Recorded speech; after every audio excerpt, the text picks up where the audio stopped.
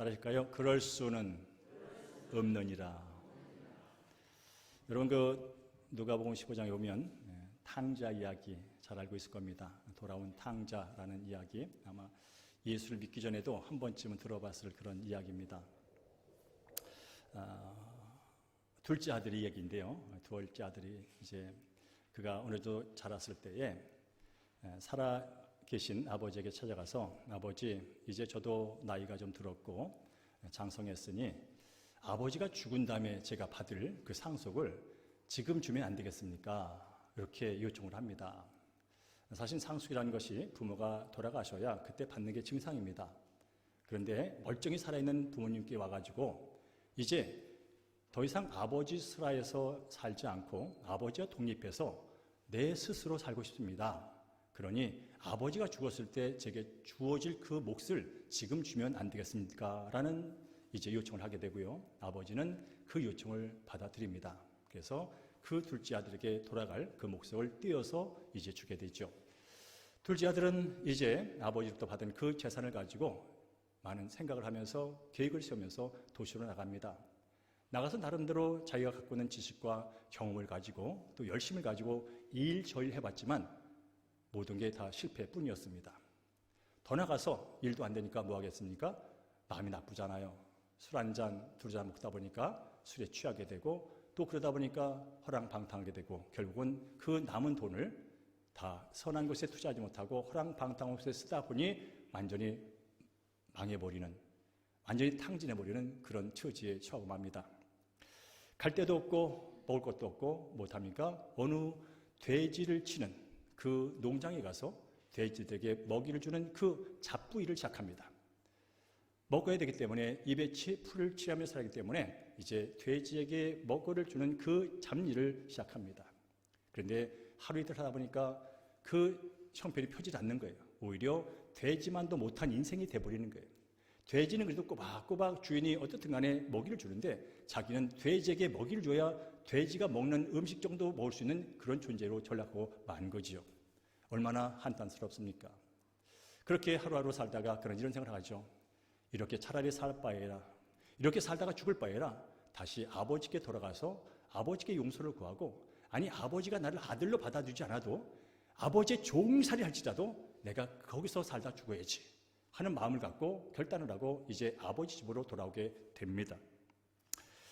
그런데 모든 것을 잃고 거지처럼, 아니 거지보다 더 못한 모습으로 자신을 찾아온 이 아버지의 모습, 자신을 다시 찾아온 이 아버지가 아들을 대하는 모습이 정말로 예상 밖이었습니다. 연휴 아버지라면 이놈의 자식아, 그랬잖아 내가 가지 말라고, 이놈의 자식아 쌤통이다 하면서 꾸짖고 나무래야 할 이 아버지가 그런 말은 하나도 하지 않고 오히려 손을 잡고 새 옷을 입히고 새 신발을 신고 잔치를 베풀어 줍니다. 더 나가서 반지 가락지를 끼워줍니다. 이 반지 가락지를 끼워준다는 것은 너를 그냥 거지 같은 아들로 대하는 것이 아니라 너가 나를 떠나기 전에 그 있던 둘째 아들, 그 금쪽 같은 둘째 아들로 여겨준다는 그런 의미에서 반지를 끼워줍니다. 이 아들은 그런 대우를 기대하고 있지 않았습니다. 그저 종이 돼도 괜찮아, 그저 아버지 밑에서 다시 살 수만 있으면, 그런 마음을 갖고 왔는데 이 아버지는 아무런 꾸중도 없이 무조건 그에게 사랑을 베풀면서 은혜를 베풀면서 잔치를 베풀어 줍니다. 이런 모습을 보면서 그 아들 얼마나 감동을 받았겠습니까?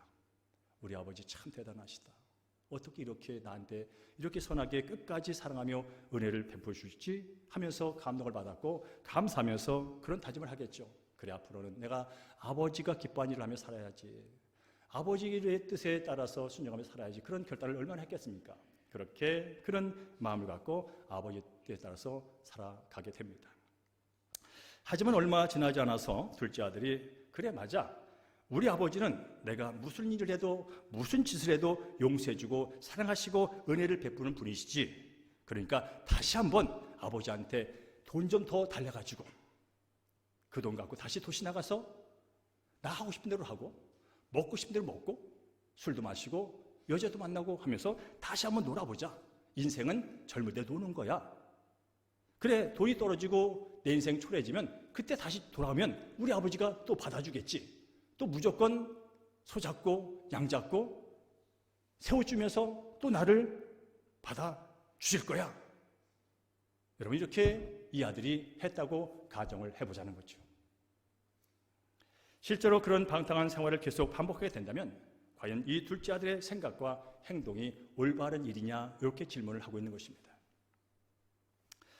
만약 여러분이 이 둘째 아들이라면 우리 아버지는 내가 무슨 짓을 해도 용서해 주시고 조건 없이 받아주시고 사랑을 베푸시는 아버지니까 앞으로 기회만 되면 내 맘대로 내 멋대로 가서 재밌게 살 거야. 아버지의 뜻을 거역하는 건 중요하지가 않아. 아버지의 마음을 아프게 하는 건 중요하지 않아. 그저 내가 아버지의 걸 갖고 마음껏 사는 게 옳은 얘기지 라면서 여러분이 둘째 아들이라면 그렇게 살겠느냐, 이런 질문입니다. 오늘 로마서 6장 1절은 이런 질문으로 시작을 합니다. 우리 함께 로마서 6장 1절을 읽어보겠습니다. 시작. 그런즉 우리가 무슨 말하리요? 은혜를 더하게 하려고 죄에 거하겠느냐라고 질문합니다. 이게 무슨 말이냐면 은혜를 값없이 받는 은혜, 조건 없이 받는 그 은혜를 많이 받을 목적으로, 더 은혜를 많이 받을 목적으로 계속 죄를 지을 수 있겠느냐라는 질문입니다. 사도 바울은 6장을 이 질문으로 시작을 합니다. 그러면 왜 이런 질문을 갖고 시작을 할까? 우리는 청중 입장에서 다시 질문하는 거죠. 그 앞에서 보면 5장 20절에 그런 말이 있습니다. 죄가 더한 곳에 은혜가 더욱 넘치게 된다라는 말씀이 있습니다. 죄가 많은 곳에 은혜가 넘쳐가지고 죄의 문제 해결하고 은혜로 값없이 사는 그런 일이 벌어진다, 이런 말이 표현이 있다는 것이죠. 더 나가서 사도 바울은 늘 복음을 전할 때마다 여러분 걱정하지 마세요. 여러분이 지은 그 하나님께 지은 모든 죄를 하나님의 아들 독생자 예수께서 다 짊어지시고 여러분이 갚아야 할 그 값을 죽음으로 다 갚았습니다. 그런 여러분은 이걸 믿으면 여러분이 한 것으로 여겨져서 하나님께서 용서해 주시고 하나님의 자녀 삼아주셔서 하나님이 주시는 모든 복을, 은혜를 베풀어 줄 겁니다 라고 복음을 선포했단 말이죠. 이게 복음입니다. 내가 한 게 없는데 내게 이익이 돌아왔어. 이게 좋은 소식이죠. 그러니까 저랬더니 어떤 사람들이 이렇게 말합니다. 그래? 아무것도 한 게 없고 그런데 복이 들어와? 그리고 더 복을 받으려면 더 죄를 지으면 되겠네? 죄가 많은 곳에 은혜가 더 많아지니까 더 많은 은혜를 받으려면 더 많이 죄를 지어야 되겠네? 이렇게 왜곡해서 오해해서 사도 바울을 비난하고 조롱하는 사람이 있었던 거예요. 은혜가 풍성하려면 죄가 많은 곳에 있다니 그래 죄를 더 많이 져. 그런 네가 논리냐? 이렇게 왜곡해서 주장하는 사람들이 있었다는 것이죠. 다시 한번 질문합니다. 하나님의 은혜를 더 받기 위해서, 그동안 받은 은혜도 많은데 더 받기 위해서 계속 죄를 짓는 것이 과연 올바른 생각이며 은혜를 베푸신 하나님에 대한 나의 올바른 태도냐? 그렇게 질문하는 겁니다. 이 질문에 대해서 이해하신 분은 아니지, 그건 아니지, 그렇게 아마 생각을 하셨을 거예요. 그건 아니지, 맞습니다. 오늘 사도 바울도 말합니다. 그건 아니라고, 그럴 수 없느니라, 그럴 수 없다고. 자, 예수님께서 내 대신 죽으셔서 죄인 나를 은혜로 값없이 하나님의 백성 삼아주시고 그 은혜에 감격하여 이 자리에 여러분께서 와 계시고 예배를 드린 줄 믿습니다.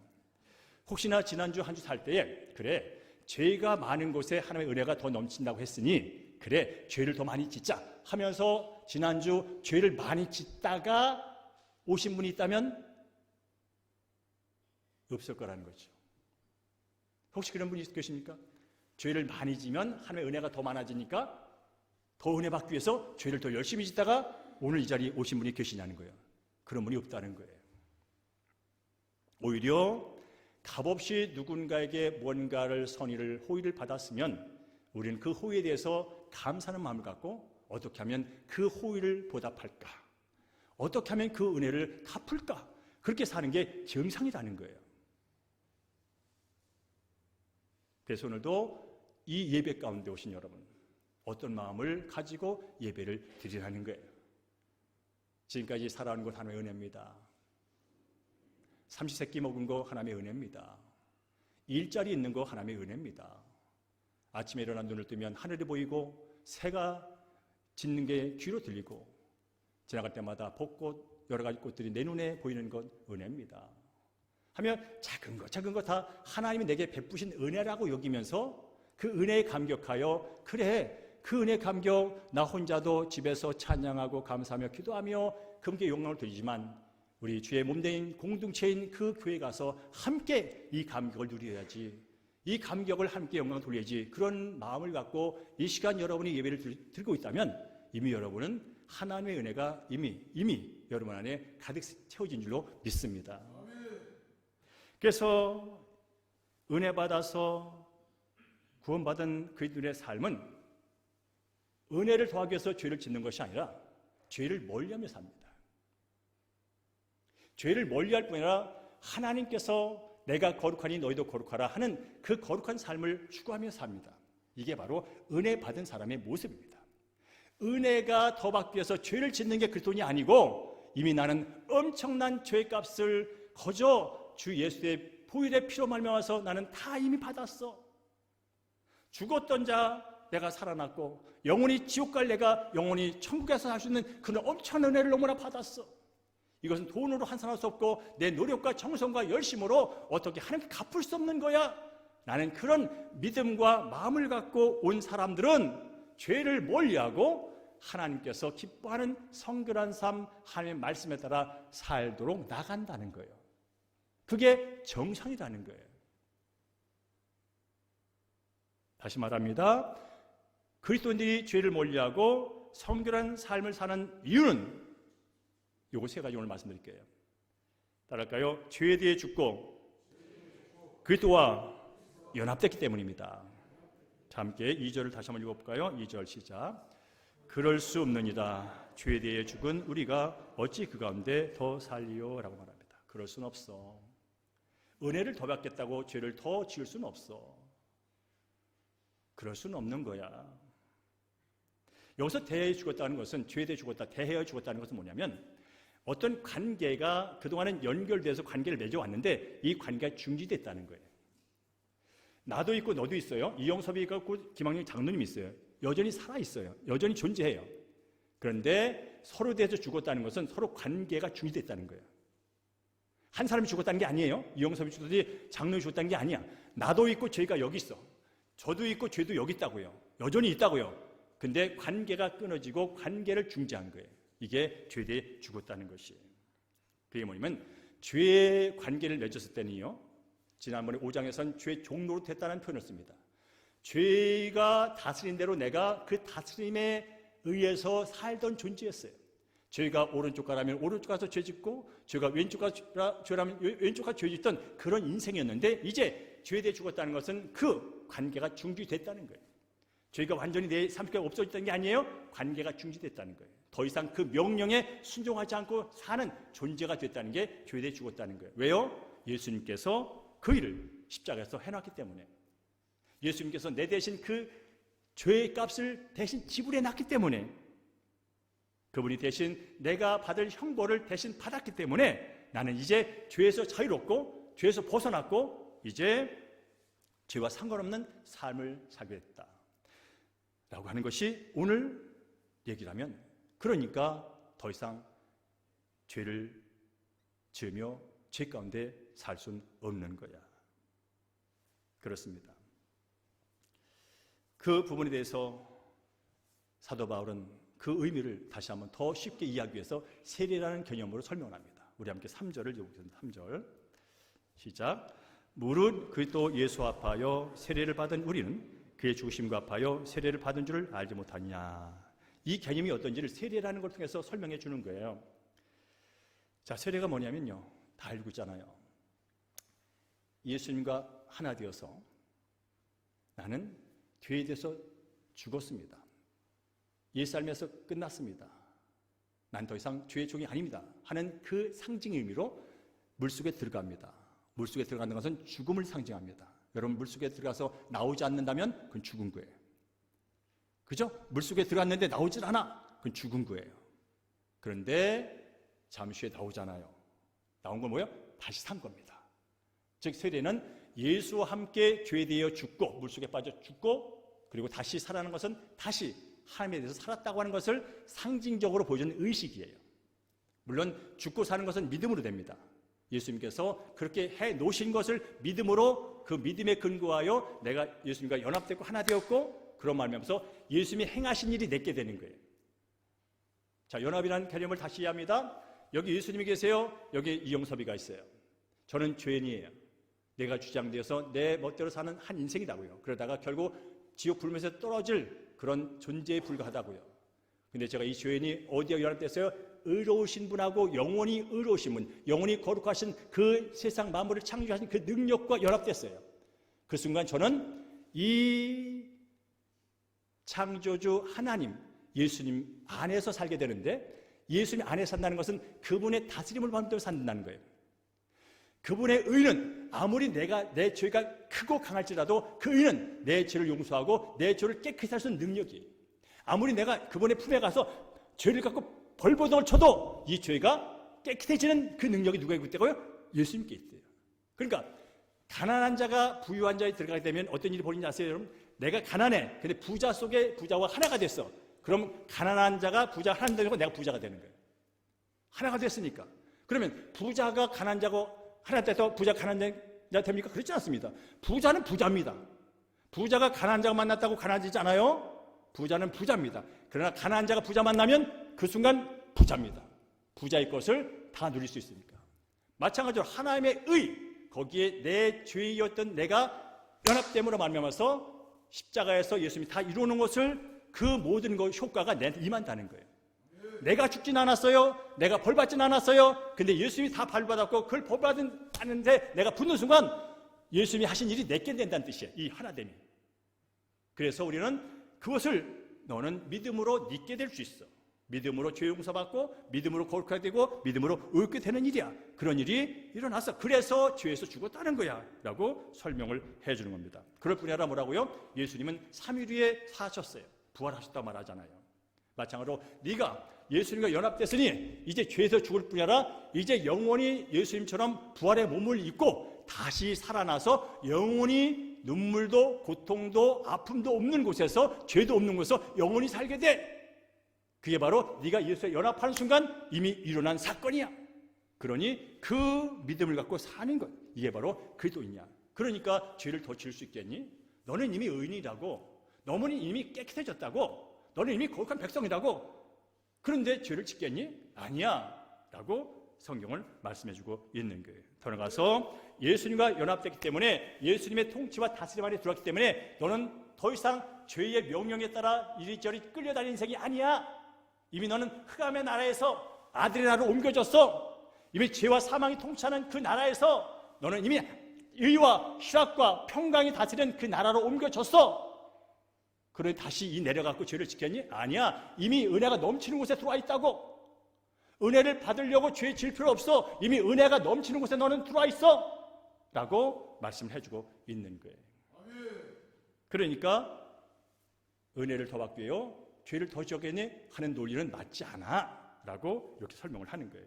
그 다음에 더 나가서 더 구체적으로 말합니다. 따라할까요? 더 이상 죄의 종이 아니고 의롭게 됐기 때문입니다. 자, 6절, 7절 말씀을 함께 했습니다. 시작. 우리가 알거니와 시작. 우리가 알거니와 우리의 옛사람이 예수와 함께 십자가에 못 박힌 것은 죄의 몸이 죽어 다시는 우리가 죄에게 종노릇하지 아니하려 함이니 이는 죽은 자가 죄에서 벗어나 의롭다 하심을 얻었습니다 라고 말씀합니다. 저기 옛사람이라는 단어가 나오고 죄의 몸이라는 단어가 나오고 의롭다는 단어가 나옵니다. 이 단어 개념만 이해하시면 돼요. 옛사람이 누구냐면요, 예수를 믿기 전에 하나님을 거부하고 내가 주인 되어 내 마음대로 생각하고 내 마음대로 계획하고 내 마음대로 행하면서 죄 가운데 살아갔던 나, 이게 옛사람이에요. 하나님을 인정하지 않고 하나님 있길 어디 있어? 내 주먹을 믿어. 돈이면 되지. 그래도 권력을 가져야 돼. 아니야, 그래 지식이 있어야지 하면서 나름대로 이 세상에 남보다 낫기 위해서 살아가지만 그 내면 속에는 나라고 하는 이기심아, 나라고 하는 탐욕, 나라고 하는 죄성에 있던 나. 겉으로는 착해 보이지만 여진 내 속에서는 죄책감과 자책감으로 늘 전전긍긍하며 두려워하며 우울하며 근심하며 살았던 나. 그게 바로 옛사람이라는 거예요. 그런데 옛사람이 어떻게 했다고요? 예수와 함께 십자가에 못 박혔다요. 십자가에 못 박혔다는 죽었다는 뜻이에요. 이제 더 이상 예수를 믿는 그 순간부터는 내가 주인 되어 내 마음대로 사는 존재가 아니란 뜻이에요. 왜? 죽었으니까. 이제 죄와 사망과 내가 주인 되어 나를 다스리는 인생이 아니라 이제 예수님이 다스리는 그 통치 안으로 들어왔어. 나는 새 삶이 됐어. 새로운 사람이야. 그리스도 안에 있으면 새로운 피조물이라 이전 것은 지나가시니 보라 새 것이 었더라 라는 말씀이 나야. 이제 그리스도 안에서 나는 옛 것은 다 지나가 버렸어. 죽었다니까. 십자가 못 박혔다니까. 나는 이제 예수와 함께 새로운 존재로 새롭게 거듭난 새로운 존재야 라는, 그게 바로 옛사람과 새사람의 차이예요. 그 결과로 뭐라고요?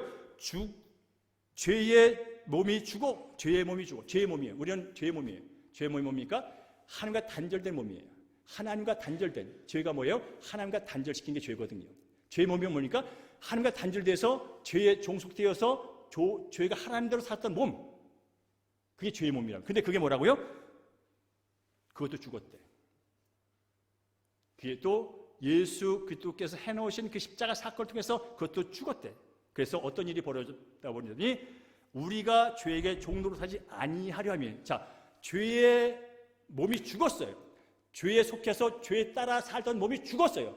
그러니까 뭡니까? 죄에게 더 이상 종로로 사지 않는데, 무슨 뜻이에요? 더 이상 죄에 다스림 받지 않고 통치받지 않고 죄의 명령에 순종하지 않고 사는 존재가 됐다는 거예요. 그런데 죄를 짓겠어? 근데 여전히 은혜 받기 위해서 죄를 짓느냐고? 그런 일은 없어. 그러면서 이 옛사람이 죽고 죄의 몸이 죽었다, 그리고 죄의 종로로 타지 않은 이 개념을 다른 개념으로 설명하는 게 바로 의롭다는 개념입니다. 이는 죽은 자가 죄에서 벗어나 의롭다 심을 얻은 자 됐다라고 말하는데, 여러분, 그래, 내가 너 용서해 줄게. 너 용서 받았어? 그러니까 네가 알아서 살아. 여기 있을 수 있어요? 자, 내가 죄를 졌어요. 누구한테? 자, 용서해 줄게. 없는 걸로 치자. 그러니까 알아서 살아. 요런 은혜가 하나 있어요. 그죠? 죄를 졌는데 용서 받은 거 은혜잖아요. 근데 더 나가서 내 죄 용서할게. 용서하고 말이야, 하나 더 있어. 너를 내 아들 삼아줄게. 너를 내가 갖고 있는 모든 것을 누릴 수 있는 그런 자격을 너한테 줄게. 죄 용서만 받고 또 네 상황에서 네가 갖고 있는 것만 살지 말고, 이제 내가 너를 용서할 뿐아 네가 너를 내 자녀 삼아서, 아들 삼아서, 양자 삼아서 내가 갖고 있는 모든 자원을 네가 누릴 수 있도록 그런 은혜를 줄게. 그런 자격을 줄게. 그런 복을 줄게. 이건 엄청난 차이인 거예요. 바로 의롭게 됐다는 게 그것이에요.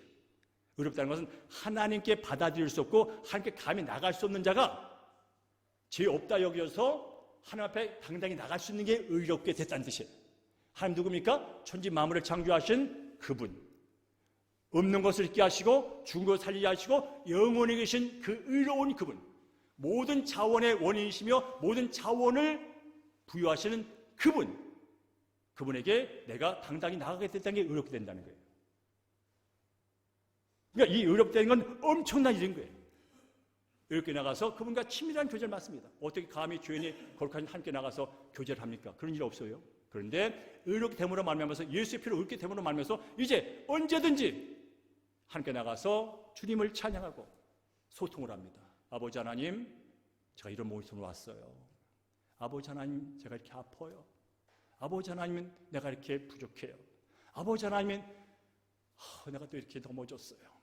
그러면서 그 무한한 자원과 자비와 은혜가 풍성한 분에게 얼마나 날마다 나가서 그렇게 친밀한 교제 속에서 우리의 삶을 고백하고 그분의 놀라운 자원을 받아 누려서 다시 회복하고 치유되고 낫고 형통할 수 있는 그런 자리가 바로 의롭게 됐다는 자리예요. 그런데 좀 더 의로워지려고 죄를 짓는다고? 그럴 필요 없어. 그렇습니다. 이 부분에 대해서 로마서 8장은 이렇게 말합니다. 우리 함께 읽어볼까요? 시작. 그리스도 예수 안에서 생명의 성령의 법으로 죄와 사망의 법에서 해방됐다. 예수 믿고 구원받고 의롭게 된다. 무슨 뜻이 아니? 해방됐다는 뜻이야. 자유를 얻었다는 뜻이야. 뭐로부터? 죄로부터 자유를 얻었어. 더 이상 죄가 하라는 대로 안 살아도 되는 그런 자리에 옮겨진 거야. 해방됐다고. 너를 묶고 너를 누르고 너를 힘들게 만든 그 모든 상황부터 너는 벗어났어. 너는 자유자야. 더 이상 그 죄의 통치를 받지 않는 그런 자격을 가진 하나님 앞에 나가서 사는 엄청난 은혜를 받은 사람이라고. 그런데 그 은혜를 받기 위해서 또 죄를 짓겠다고? 그럴 필요 없어. 그런 거 아니야 라고 계속해서 말씀을 하고 있는 거예요. 여러분, 인생이 만만치 않습니다. 오늘 우리 권준홍 목사님 기도도 했지만 삶이라는 게 나 혼자 사는 게 아니잖아요. 관계가 있고, 관계라는 게 또 부부, 남편, 자녀, 부모, 그 관계만 아니잖아요. 직장에 가면 딴 사람과 관계가 있고, 회사와 회사의 관계가 있고, 나라와 나라 관계가 있고, 이 당과 저 당의 관계가 있고, 온통 관계가 얼기설기 엉켜있는 게 우리 인생이잖아요. 그래서 힘든 거예요, 여러분. 내 입장에서만 다 바라보면 좋겠는데, 내 생각대로만 하면 좋겠는데, 원골 저 사람은 나하고 또 달라. 개인의 개인도 다르지만 직장과 직장도 다르고, 회사와 회사도 다르고, 나라와 나라도 다르고, 민족과 민족도 다 달라요. 다르니까 싸우는 거예요. 그래서 아픈 거예요. 그래서 힘든 거예요.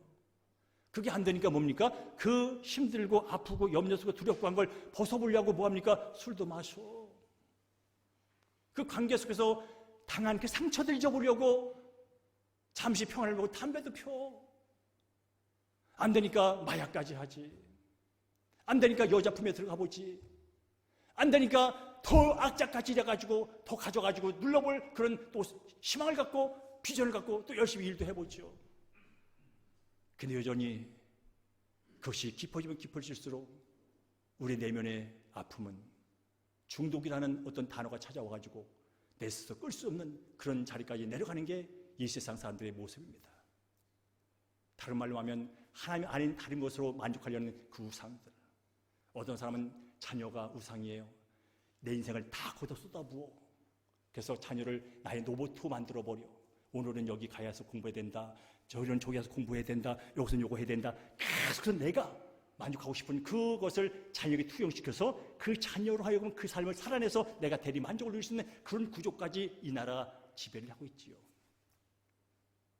그러다 보니 어떻든 골치가 아픕니다. 내 뜻대로 안 되니까요. 그 아들이 내 뜻대로만 공부 잘해주면 좋겠는데, 그 딸이 내 뜻대로만 저렇게 살아주면 좋겠는데, 그게 또 안 되니까 또 승질이 나고 분이 나고 또 염려가 되고 근심이 되고. 그런데 또 옆집에서 말합니다. 이리 와봐 아줌마, 이리 와 세대, 저기 하면요 좋은 학원이 있대, 좋은 일타 강사가 있대. 또 주변에서 또 우리 아들 잘 되게 하려고 또 많은 소문이 또 찾아옵니다. 그러면 또 그걸 또 갖고 또 한번 시도를 해보지요. 내 세상 만만치 않아요. 내 아들만 공부하는 게 아니고 다른 애도 더 열심히 공부하고 있거든요. 내 아들은 IQ 100인데 150인 놈이 있거든요. 그러니까 또 염려, 근심, 걱정 이래저래 이렇게 살다 보니까 안 되겠다. 술 한 잔 더 마셔야 되겠다. 잠이 하나 걱정이 돼서 술 마셔야지. 그것도 안 되니까 뭡니까? 더 센 거 없나? 더 센 거 없나? 더 센 거 없나? 그렇게 찾아다니는 인생이 세상에 많습니다. 여러분, 이거 어떻게 해결할까요? 이 문제 어떻게 해야 될까요? 돈을 더 많이 벌면 될까요? 공부를 더 하면 될까요? 인맥을 더 쌓으면 될까요? 권력을 좀 가지면 될까요? 명품으로 치장을 하면 될까요? 쉽지 않습니다, 여러분. 한도 끝도 없다는 얘기입니다. 그래서 우리는 먼저 예수 그리스도 안에서 나 자신을 볼 수 있어야 됩니다. 예수 그리스도 안에서 나를 볼 수 있어야 됩니다. 세상에 들리는 소문과 눈에 보이는 것을 나를 보면 정신이 없어요. 끝도 한도 없다니까, 여러분. 그런데 예수 안에서 나를 보고 예수 안에서 상황을 보고 예수 안에서 세상을 볼 수만 있다면 거기에 새로운 길이 열려요. 새로운 평안이 경험돼요. 새로운 기쁨이 경험돼요. 새로운 만족이 경험돼요. 어디서? 예수 안에서. 왜냐하면 예수님께서 인생이 갖고 있는 그 연약함들, 인생이 짊어진 그 질고들, 인생이 짊어진 그 고통과 두려움과 불안과 염려와 근심들을 다 짊어지고 그분이 가셨거든요. 그러니까 그분 안에 들어왔을 때 우리는 지금 내 스스로 이 문제를 해결하고 중독에 빠진 그 상황도 그 열매까지도 해결될 수 있다는 거예요. 그러면 어떡하고요? 따라할까요? 그 또 안에 있으면 새로운 피조물이라 이전권 지나가시니 보라 새 것이 됐다. 이게 뭐냐면 오늘 7절 말씀입니다. 죽은 자가 죄에서 벗어나 의롭다 하심을 받았다. 나는 의로운 자다. 나는 있어서 이런 게 아니고, 나는 많이 배워서 이런 게 아니고, 나는 잘생겨서 이런 게 아니고, 더 노력을 해서 이런 게 아니고, 인정받아 이런 게 아니고, 하나님께서 그 아들, 독생자 아들, 그를 내 대신 죽게 만들어서 내 안에 있던 그 모든 우상과 그 탐욕과 그 절제하지 못하는 것들을 다 그분께서 짊어지시고 해결의 노무로 말미암아서 나는 그걸 믿음으로 하나님의 자녀가 됐고, 하나님은 내가 한 건 없지만 그 아들이 해놓은 걸 통해서 내가 믿음으로 나를 의롭게 여겨주시고 하나님의 자녀 삼아주시고, 이제 걱정하지 마라. 내 나라는 의의 나라야. 내 나라는 평강의 나라야. 내 나라는 기쁨의 나라란다. 내 통치에 들어와. 나만 떠나지 마. 그러면 내 안에는 그 놀라운 풍성한 기쁨의, 평강의, 소망의, 의의 놀라운 삶의 필요가 더해질 거야. 그러니 너는 먼저 그의 나라와 의를 먼저 구해. 올해 성꿈이다 우리 교회. 그의 나라 의가 뭡니까? 하나님의 다스림을 먼저 구하라고. 하나님의 왕 되심과 하나님의 주인 되심을 먼저 인정하라고. 그 말씀 앞에 순종하여 그걸 따라가는 걸 먼저 해봐. 그러면 이 모든 걸 더해줄 거야. 이 모든 게 뭡니까? 삶에 필요한 거 모든 것들. 건강 필요하니 그래. 물질 필요하니 그래. 관계 좋은 거 필요하니 그래. 그 모든 거 따라와. 내가 하거든. 내가 내 인생, 네 인생 내가 붙잡고 가고 있거든. 그래 너는 나에게 붙어만 있어. 내게 붙어서 나하고 얘기만 잘해. 내가 해준 얘기 듣고 그냥 행하기만 해. 그러면 이 모든 것은 더해지게 될 거야. 풍성해지게 될 거야. 성공하고 싶어? 성공한다니까. 성공이 별거니? 관점이 달라서 그런 거지. 성공이 돈만 많은 성공이니? 아니야. 관점의 차이일 뿐이지. 성공이 권력을 가져야 성공이니? 아니야. 성공은 나의 안에서 참 의와 참 기쁨과 참 평안과 영원한 소망을 갖고 사는 게 성공이야. 그 안에서 내게 주어진 직장일 열심히 하면 되지. 정직하게 하면 되지. 진실하게 하면 되는 거야. 공부? 그래. 최선을 다해서 네가 갖고 있는 대로 해. 너 안에 있는 소망을 갖고, 네 안에 있는 은사를 갖고 어떻게 개발할까? 이 은사를 개발하고 연구하고 공부해서 어떻게 함께 영광이 되고 사람들에게 유익이 될까? 그런 마음을 갖고 공부해. 나만 잘 먹게 살겠다고 내가 먼저 1등 하겠다고 그 생각하면 너무 힘들어. 1등 하면 힘들어. 2등한테 뒤필까 봐. 그래서 자살을 누가 하는지 꼴등은 자살을 안 해. 1등, 2등 하면 자살하지. 그렇습니다, 여러분. 혹시나 오늘도 여러 가지 내가 원치 않는 일 때문에, 원치 않는 생각 때문에 어떤 좋지 않은 습관에 빠져 있고 어떤 중독에 빠져 있고 내가 봐도 내가 싫은 내가 있다면 여러분 이제 해결할 방법은 다른 게 아닙니다. 예수 그리스도 피를 의지하시 바랍니다. 그것을 위해서 예수님이 죽으셨고 그걸 믿을 때 하나님의 의가 내한테 전가돼서 나는 하나님 볼 때 의로운 자로 여겨지는 그런 존재가 됐다는 사실을 믿음으로 받아들여야 됩니다. 따라합시오. 나는 예수 안에서 하나님 앞에 의로운 자다. 어떤 것도 나를 향한 하나님의 은혜와 하나님의 능력과 하나님의 사랑을 끊을 수 없어 라고 믿는 거예요. 이건 다 성경에 기록되어 있어요. 그래서 믿음은 뭡니까? 말씀에 근거하면 되는 거예요. 말씀 없이 믿으려니까 가다가 멈추는 거예요. 내 열정과 내 종교심과 내 결단으로는 가다가 멈춰요. 그건 끝까지 갈 수 있는 힘이 아니거든요. 결국은 하나님의 사랑, 예수의 피, 그것을 믿는 믿음만이 나를 하고는 새롭게 하고 나를 하고는 영원히 그 나라에서 살 수 있는 그런 동력이라면 오늘도 여러분 말씀을 믿으시기 바랍니다. 자, 그러면 시간이 가서 정리합니다. 자, 그러면 연합되어 죄에 죽은 자가 어떻게 살아가느냐 그만하고 마치겠습니다. 따라 11절 한번 읽어볼까요? 11절 시작. 이와 같이 너희도 너희 자신을 죄에 대하여 죽은 자요 그리스도 안에서 하나님께 대하여 살아있는 대로 여길저다라고 말합니다. 여기 단어는 핵심이 뭐냐? 여긴다는 단어입니다. 여기는 거요. 여긴다는 게 뭐냐면요. 우리가 여기서 여길 수 있는 것은 죄되게해서 죽음을 여기되잖아요. 죄되게 죽었다니까 여러분. 죄되게 더 이상 질질 끌려다니지 않아도 된다니까 여러분. 근데 왜 됐냐면 예수님께서 내 대신 죽음으로 죄값을 다 지불해 놨어. 그래서 나는 죄에 끌려가지 않아도 돼.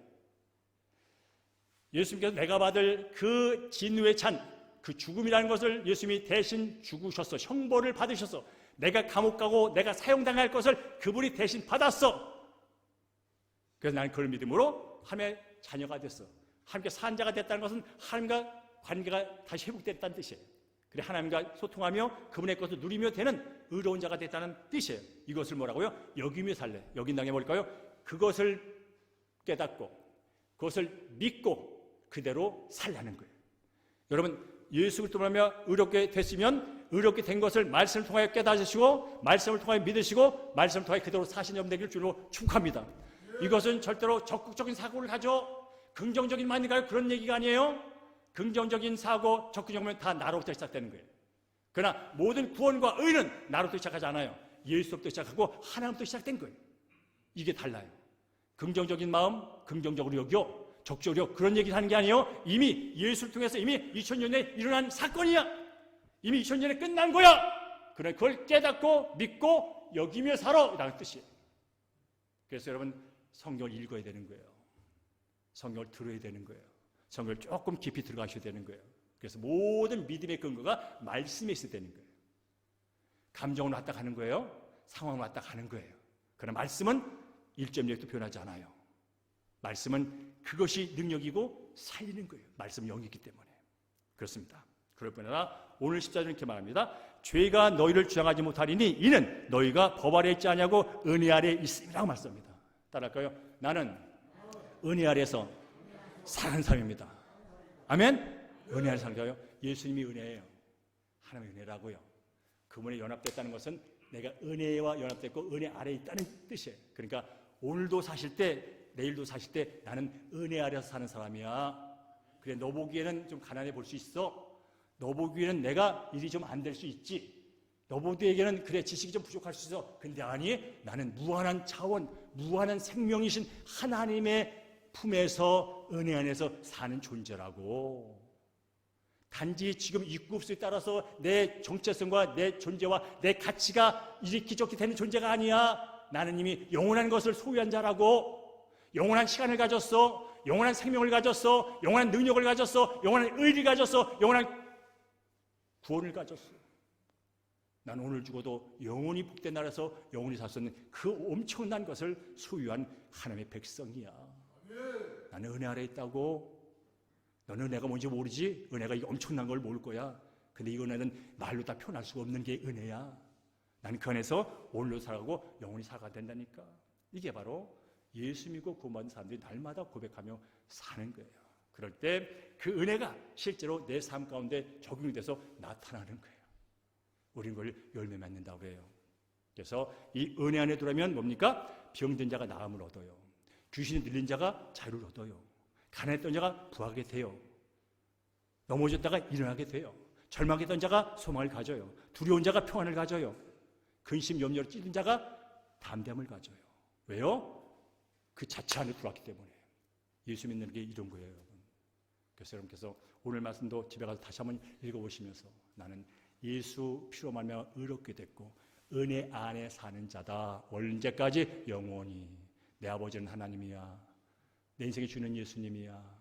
그러니 나는 걱정 없어. 그런 믿음을 갖고 여러분 다만 적어도 학교에서 직장에서 사업해서 재밌게 사시다가 부활의 기쁨을 갖고 나오신 여러분 되기를 주의 이름으로 축복합니다.